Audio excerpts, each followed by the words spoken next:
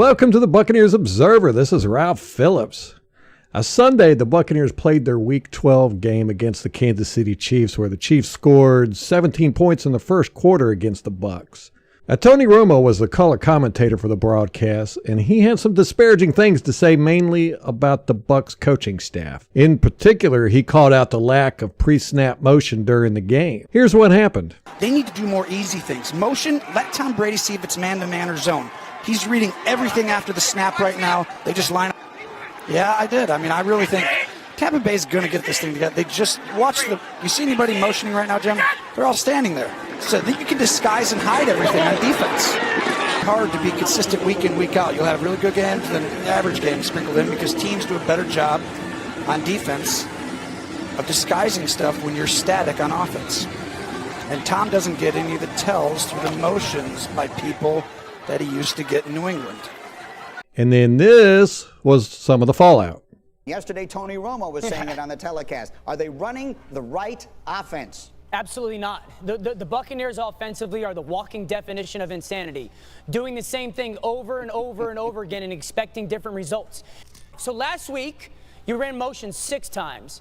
Right now, Bruce Arians is wasting Tom Brady. Bad coaching, and they're not doing things that Tom Brady is so kind of notorious for. Get to the line of scrimmage.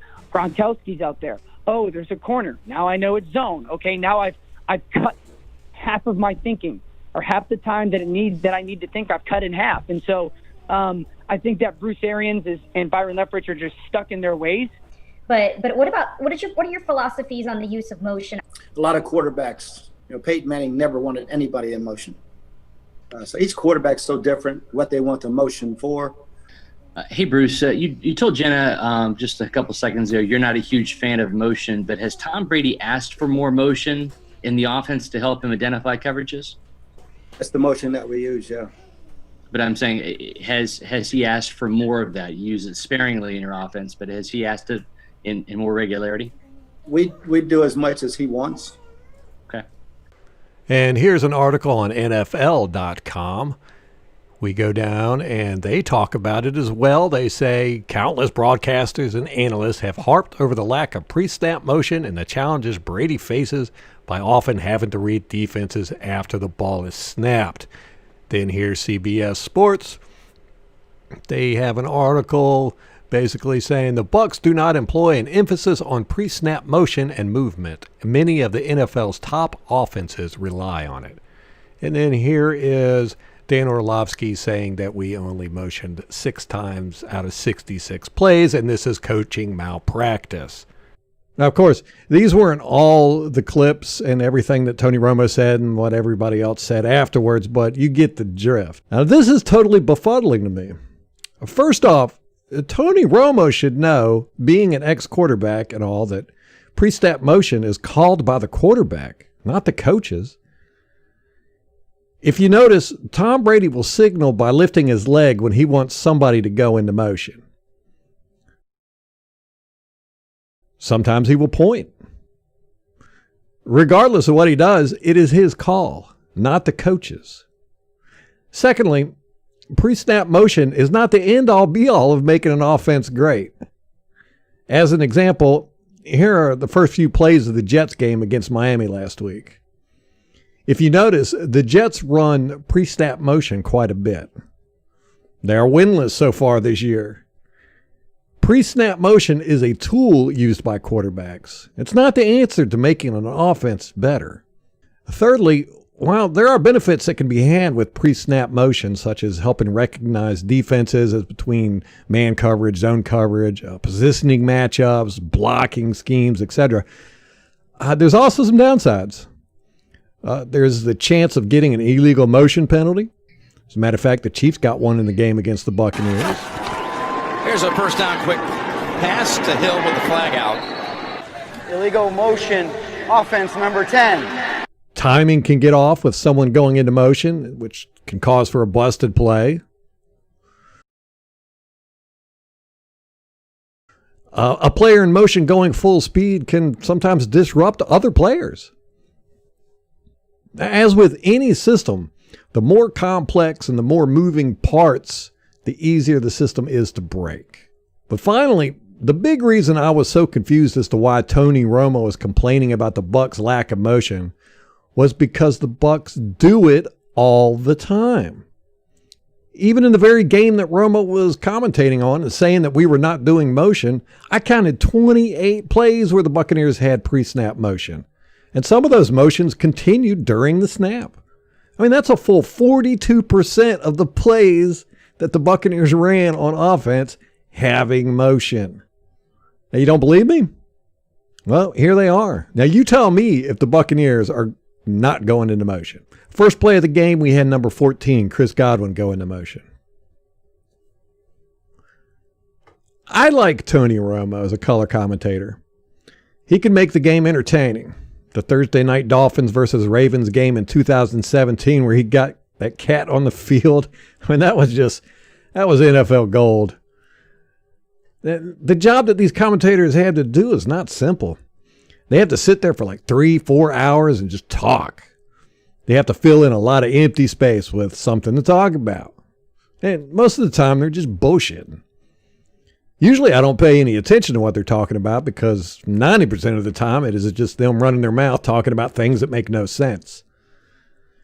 Now, Tony Romo has, in the past, shown the rare ability to talk about the game with a bit of knowledge and a dash of entertainment. But Sunday, he was running his mouth about the Buccaneers and was totally wrong in his assessment.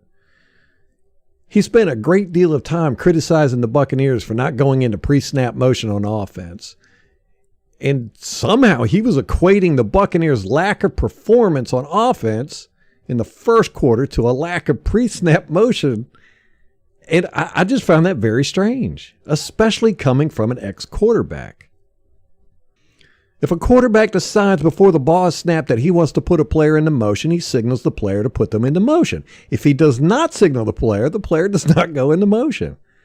This is an option for the quarterback on almost every single play. If they do not signal a player to go into motion, it's because they like the current matchups or they feel they have no need because they can read the defense. My point being that putting a player in motion is up to the quarterback, not the coaches. Why Tony Romo failed to point this out is kind of perplexing. But with Tony Romo being an ex-quarterback, he's going to be partial to quarterbacks. He's not going to blame them as much as he would another position. But to try to blame the coaches for players not going into pre-snap motion is just flat out wrong.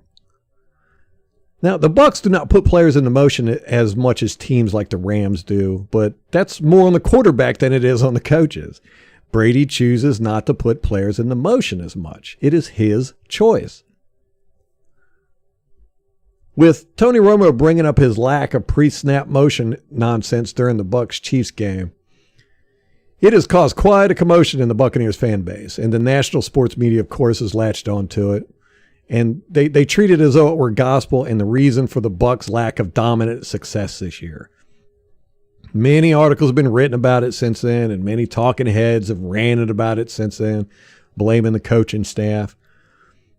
Bruce Arians was even asked about it during his press conference by the Bucs media. And I mean, it's just like, why? I mean, it was just too many questions, too.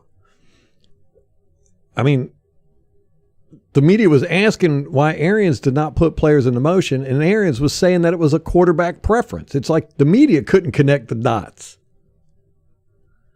Now, during the game, Tony Romo picked a very small set of offensive plays where we did not put players in motion to claim that that was an example of the whole. Nothing could be further from the truth. And it's very disingenuous, especially coming from an ex-quarterback who knows how this stuff works. Tony knows that it is the quarterback who decides whether to put players in motion or not, except, of course, on certain design plays. So why was he blaming the coaches? Now, I can only speculate why he would do this.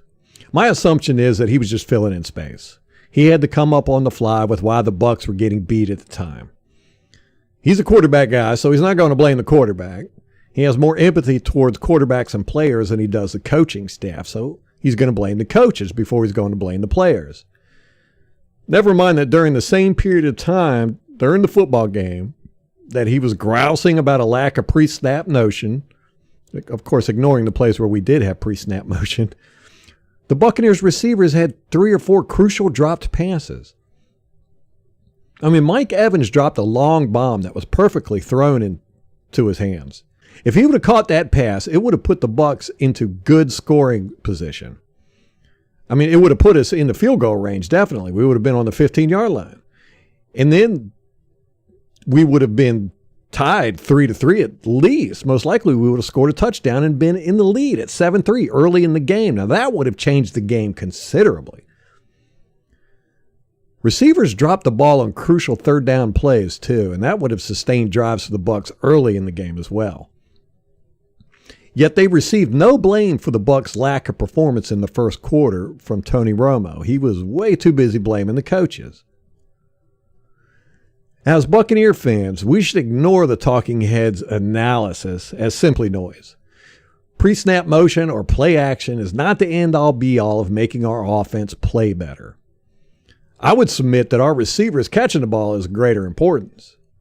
I mean, if Brady does not put a player into motion, it's because of his confidence in the player as is and his ability to read the defense pre-snap.